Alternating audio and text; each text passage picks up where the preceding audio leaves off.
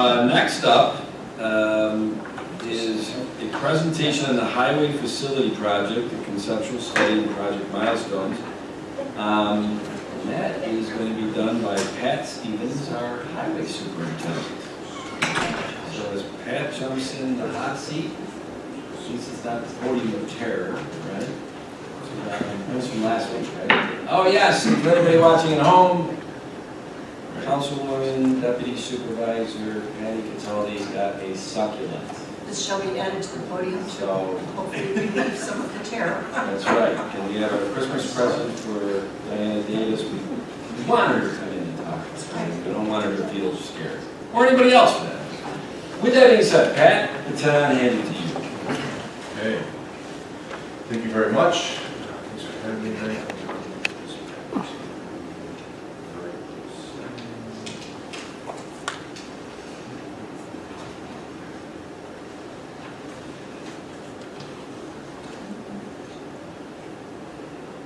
Okay.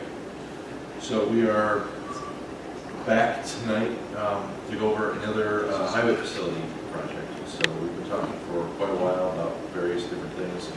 And one of them has been the conceptual design report. We started back on that quite some time ago. We've been working through it. A lot of different concepts, a lot of different things going on, a lot of moving parts.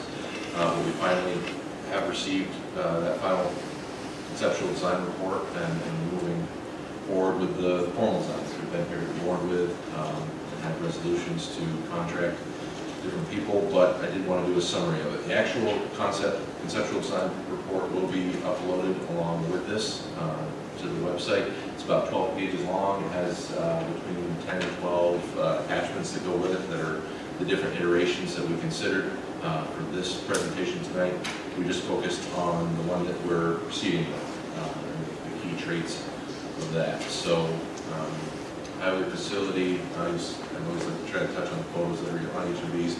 This is actually an aerial photo that was captured by our newly acquired construction management team at campus very, very recently. So this is the most recent up-to-date aerial photo that we have from that particular angle, which is facing basically southeast of our 20-acre facility. To the bottom left-hand corner of the page is the additional 8 acres that we recently acquired. So at the start of the presentation, I decided to cover the traits of the existing property. So our existing property consists of 2 adjacent parcels that total 27.8 acres, which is a large area, which is perfect because we need a lot of space for all of our operations.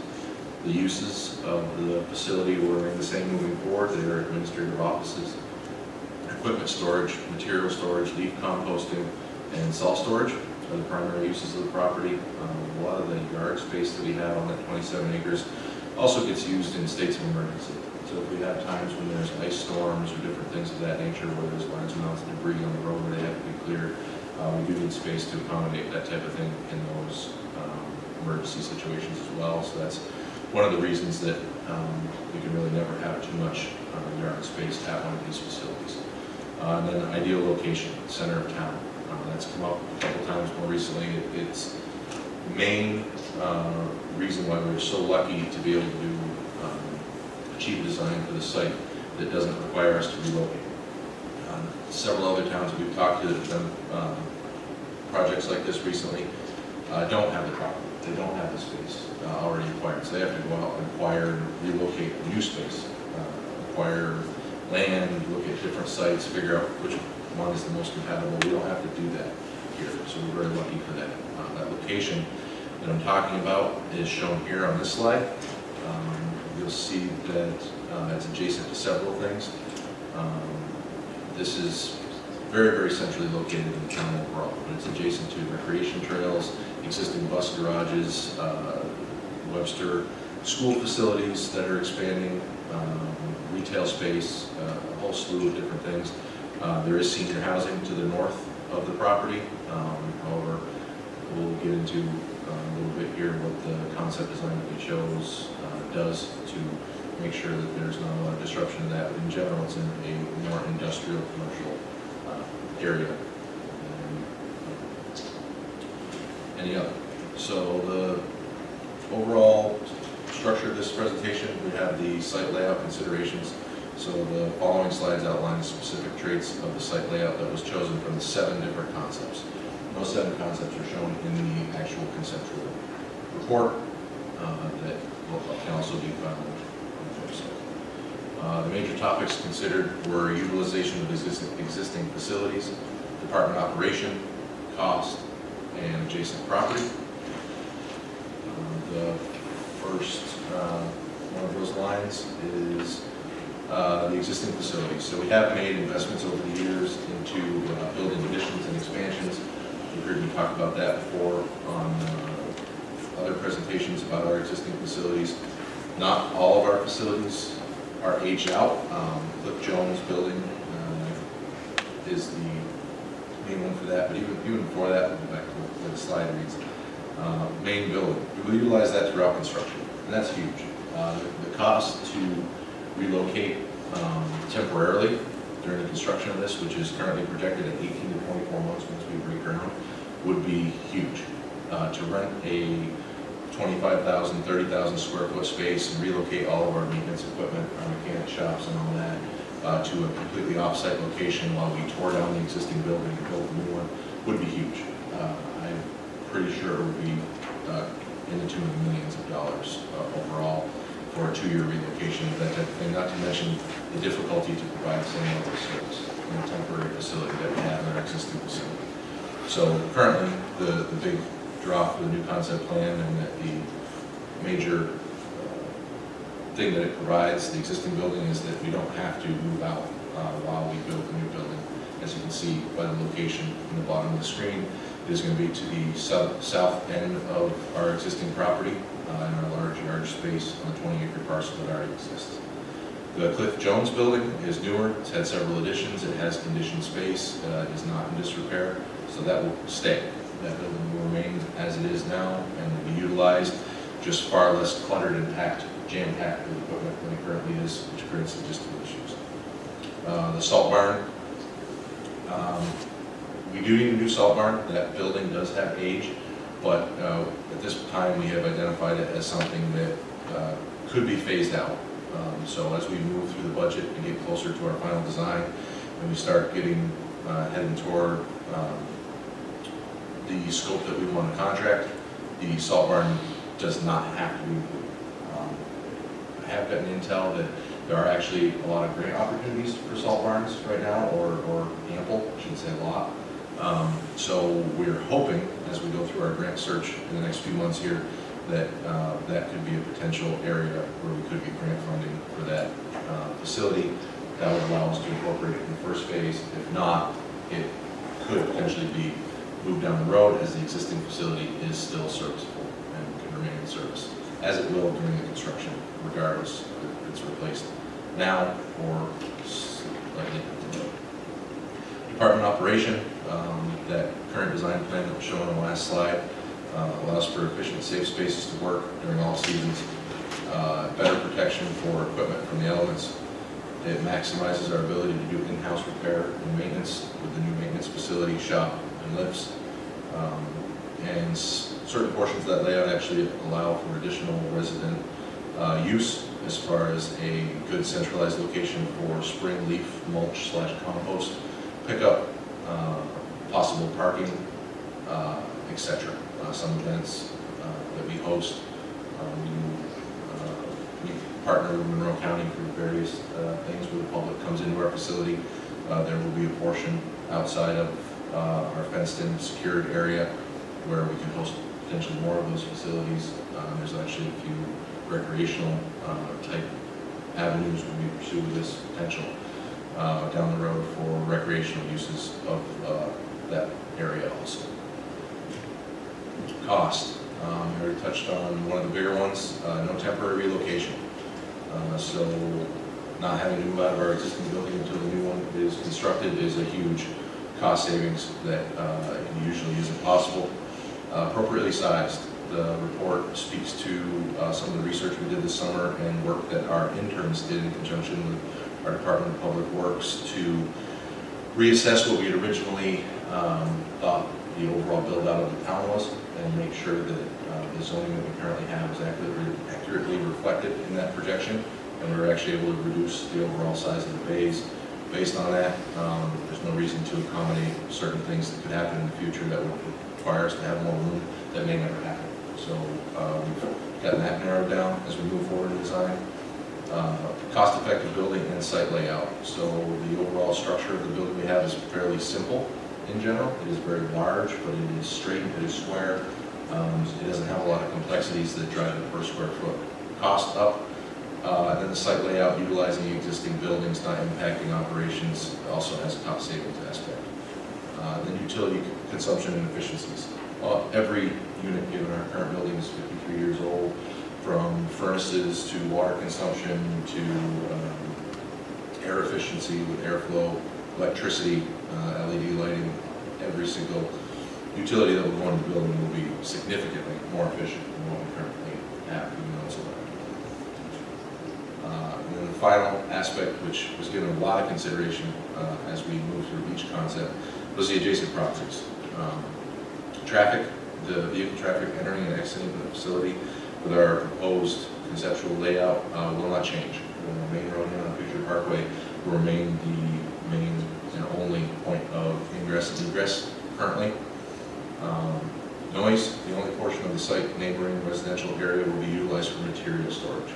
Material storage is the quietest activity that we have. So we will store catch basins, piping, things of that nature there that we retrieve maybe once a day, and then there's no heavy equipment, no trucks operating in that area anymore. That ultimately ended up being the additional 8 acres that we purchased that is close to the senior housing, which shown on the earlier slide. That area will be utilized as yard regardless of the new project. Picking up that piece of property is a key component to our overall site, but even if there wasn't a new facility being proposed, we would utilize that area for operations, storage, all the types of things that I mentioned at the onset here that we can never have too much of. So even if this facility wasn't coming, we purchased that property, we would be able to utilize it as soon as possible for several different operational things. Essentially freeing up space in our existing facility by storing materials over there. As I said, mostly because it's the quietest activity we have. The proposed leaf compost location is located to the eastern portion of the property with prevailing winds coming from the west. That will allow the majority of the odor to move into the large vacant parcel to the east of the property. I mentioned the public area, that's going to be in a different location. So currently we transport leaf compost, leaf mulch to a location we have for our residents to come and pick up. That facility would be here, it would be toward the northern section of our property, but it will only be seasonal, roughly 3 to 4 weeks in the spring. When we do our normal distribution, we would now do it at the highway facility in a slightly different portion than where the leaves sit the other 11 months of the year. And that's really where a lot of the turnover and some of the odor comes in. Stormwater runoff, the stormwater discharges from the site would remain in the same location, and additional treatment would be added. So right now there are not a lot of stormwater facilities on the site. The proposed plan incorporates several of them to increase the treatment, but there would be new discharge locations added that would be as they are currently. So project progress, our last presentation had several next steps. Those are listed at the top. So we had to solicit an award design team. That's been awarded to MRB. We had the same thing for construction management. That's been awarded to campus construction very recently. We've begun the secret process to establish the town as the lead agency. Next steps now are the secret overview presentation, which will be in December. You may have seen me earlier in the project adjusting some of the wording on that. It originally had a public hearing. Not all seekers require a public hearing. We haven't got the overview yet. So I did remove a portion that said public hearing for seeker because we're not sure yet if that is required. It may or may not be based on that will get determined as we move along through the seeker process whether or not it requires a public meeting. And then cost estimating right now is projected for mid-January, and that's when we will have 30% design plans for the overall site, which is very exciting. We've started that process. It's ongoing, getting into some of the more details and having meetings with the full design team, the construction management team, and LRB. So we're off to the races with that and excited to be moving forward. That brings us to questions and comments. Love that chalk and leaf. That is this week. Yeah. So that's our current leaf pot, leaf pickup. We're over 700 loads this year, which is annually roughly 50% of what we collect total in the first 2 weeks of collection. And usually the collection is 4 to 5 weeks. So we're still about 2 weeks ahead in volume, so it's still moving a little slow. But it does create quite a pop. That's what the weather was. I hope so too. Yep, that's the fear. So everybody, get your leaves out there so we can get them collected and add to this pile, because when the weather does come. Well, thanks for the presentation, Pat. I'm glad we're moving forward. Referencing the leaves, I've had a conversation with Supervisor yesterday. It just seems like all the leaves fell within a 7-day period. I know it did at my house, I was just astounded. Glad we haven't grown maple. Are you still on? Still green. I do not have one of those. Yeah, they sure did. We've seen the same thing across the board. They all fell down in a very short period of time, which made the volume very high. And with the high volume, it takes longer to make rotations. So that's the current challenge. Yep. No, Pat, thank you for the update, and I was involved in this in the early days of this process and touring other facilities as the liaison, which Councilman Gabbard is. So it's nice to see this moving forward. Yes. Yeah, it's interesting, as we get to January with 30% design, and I know campus is working with LRB on that. Because campus, I think, is construction management really assist in creating the bid process when we put it out.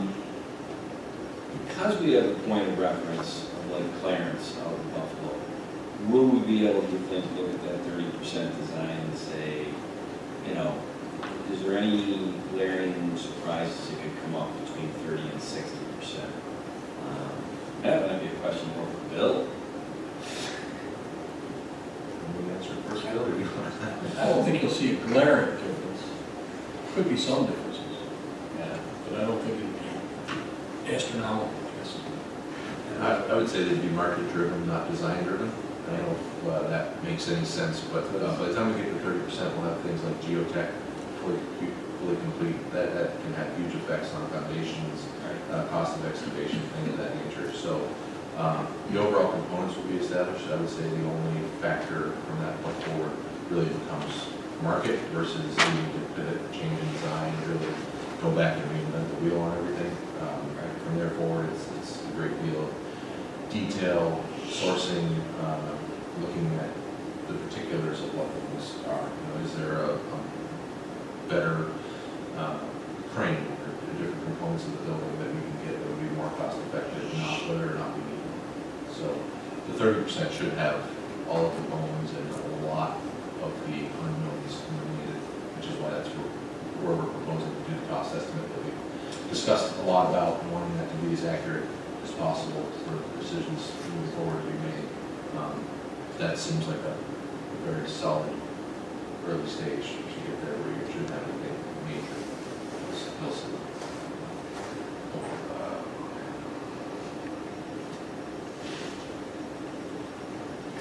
Any other comments or questions?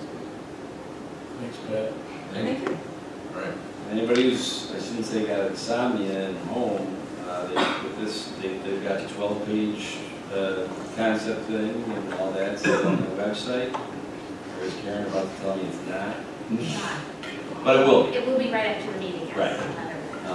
Because I think between the PowerPoint, the concept plan, all these attachments, it's got to be 50 pages of screenshots between verbiage and. The overall? Yeah. Yes.